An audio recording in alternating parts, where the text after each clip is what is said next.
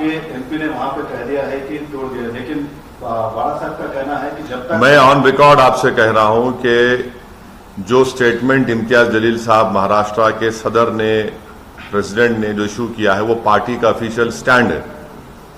वो इम्तियाज जलील का individual opinion नहीं है, वो पार्टी का ऑफिशियल स्टैंड। आगे कोई गठबंधन नहीं रहेगा आगे आने वाले इलेक्शंस में। जो इम्तियाज जलील साहब ने स्टेटमेंट दिया है वो पार्टी का ऑफिशियल स्टेटमेंट है, पार्टी का ऑफिशियल स्टैंड है। ठीक है। हाँ, अब आप सुनिए, अब कितने सीट्स खड़ा करेंगे वो महाराष्ट्र की यूनिट डिसाइड करेगा, किससे और अलायंस होगा नहीं होगा वो डिसाइड करेंगे। आप सदर हैं। हाँ, तो भाई महाराष्ट्र की यूनिट भी तो है ना भाई। जैसा आप लोग यहां पर हैं, अपना काम आप करते हैं, आपके बॉस दिल्ली में आपका काम करते हैं, तो आप अपना काम, वो अपना काम करेंगे। तो क्या निकट भविष्य में उसको देखते हुए भी बतौर सदर हम आपसे जानना चाह रहे हैं कि क्या निकट भविष्य में उनके साथ कोई गठबंधन होने की संभावना बची है? देखिए, इम्तियाज जलील साहब का जो स्टेटमेंट है वो पार्टी का ऑफिशियल स्टेटमेंट है, वो उनका इंडिविजुअल स्टेटमेंट नहीं है, वो ऑफिशियल स्टेटमेंट है हमारा। सवाल उठाते रहे हैं, संसद में भी सवाल उठाया, आपने कानून बनने की भी मांग कर रखी है, लेकिन लगातार लिंचिंग हो रहा है, इस पे कोई बिल्कुल। मैं आपको याद दिलाना चाह रहा हूं कि मैंने हमेशा कहा कि मॉब लिंचिंग नहीं खत्म होगी। इसलिए नहीं खत्म होगी क्योंकि इनको मदद मिलती है इनके सियासी आकाओं से। मॉब लिंचिंग अगर खत्म उसी वक्त हो सकती है जब बीजेपी सरकार केंद्र की और जहां पर स्टेट की अगर एक स्ट्रांग मैसेज लेंगे, पोजीशन लेंगे, तभी खत्म होगी। क्योंकि आप तो उनकी मदद कर रहे हैं, आप कानून भी नहीं बनाते। सर, पाकिस्तान ने 115 पेज की डोजियर यूएन चार्जशीट के सामने सबमिट की है और उस डोजियर की खास बात ये है कि उन्होंने प्रधानमंत्री को, हमारे प्रधानमंत्री को हिटलर कहा है और उसके डोजियर का कोड जो है उसकी स्टार्टिंग राहुल गांधी और उमर अब्दुल्ला के बयानों से शुरू होती है। इस पूरे उसमें हरियाणा के सीएम का भी तो जिक्र है, उसमें बीजेपी के सीएम है, वो उसमें बीजेपी के एमएलए का स्टेटमेंट का भी जिक्र है। क्या करेंगे आप लोग? क्यों आपकी नजरें कमजोर क्यों हो जाती हैं? सिर्फ बीजेपी का नजर क्यों आता है? वो भी तो उनका जिक्र है उसमें, उसके ऊपर पूछिए उनसे। पाकिस्तान इस मुद्दे, कश्मीर के मुद्दे को बार बार इंटरनेशनल फोरम पे उठा रहा है। कश्मीर हिंदुस्तान का अटूट हिस्सा है और इंशाल्लाह रहेगा। कश्मीर में जो बंद हो रहा है, जो बंद किया जा रहा है, मुहर्रम का जुलूस भी नहीं निकाला जा रहा है, मैं इसको कंडेम करता हूं।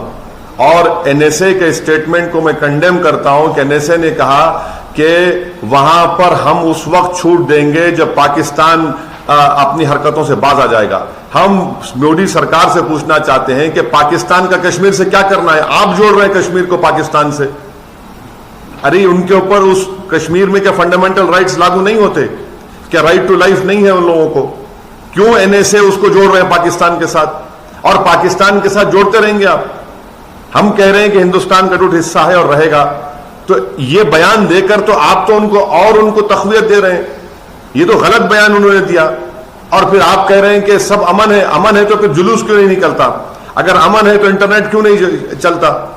अगर अमन है तो फिर दुकानें क्यों नहीं खुलती? अगर अमन है तो स्कूल क्यों नहीं खुलता? अगर अमन है तो एक चीफ मिनिस्टर की बेटी को सुप्रीम कोर्ट जाकर इजाजत लेने की क्यों जरूरत पड़ी? कैसे देखते हैं? हाँ? तो इस मुद्दे पे भारत की तरफ से इंटरनेशनल आउटरीच या डिप्लोमेटिक फोरम पे आउटरीच को अब तो यूएनएचसीआर में चला गया।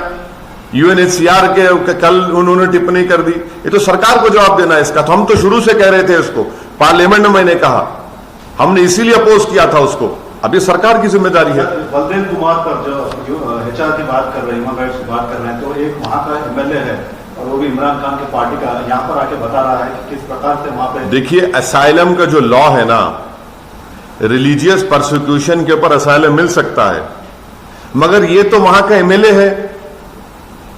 एमएलए इलेक्टेड एमएलए है, सरकार में है, आप पावर में है, आप पावर में हैं। आप अगर आप एमएलए नहीं होते तो लगभग आप तो इलेक्शन जीत रहे हैं, आप तो रूलिंग पार्टी से आपका ताल्लुक है, तो परसिक्यूशन कहां होगा आपका? अगर सरकार देना चाहती है तो उनका इख्तियार है। मैं मोदी सरकार से कह रहा हूं कि 1951 का जो रेफ्यूजी कन्वेंशन है, आप फौरन साइन करिए उसको। क्यों नहीं साइन करते आप? 1951 का रेफ्यूजी कन्वेंशन साइन करिए। और ये जो मौसूफ आए हुए हैं, ये तो वहां के रूलिंग पार्टी के इलेक्टेड है। तो इनका प्रोसिक्यूशन कैसा है? अरे अरे सुनिए, देखिए रिलीजियस प्रोसिक्यूशन, आप इलेक्शन जीत रहे हैं, इलेक्शन जीत के आप रूलिंग पार्टी से ताल्लुक है और फिर आप कह रहे हैं प्रोसिक्यूशन हो रहा आपका। ठीक है, गवर्नमेंट एग्जामिन करे उनका प्रपोजल, मगर मैं गवर्नमेंट से इस बात का मुतालबा करता हूं कि 1951 का रेफ्यूजी कन्वेंशन फौरन मोदी सरकार साइन करे। क्यों नहीं साइन करते आप? नाने उर्दू न्यूज यूट्यूब चैनल को सब्सक्राइब जरूर करें और बेल आइकन को क्लिक करें। बेल आइकन को क्लिक करने से होगा ये कि आपको लेटेस्ट न्यूज अपडेट की नोटिफिकेशन मिलती रहती है।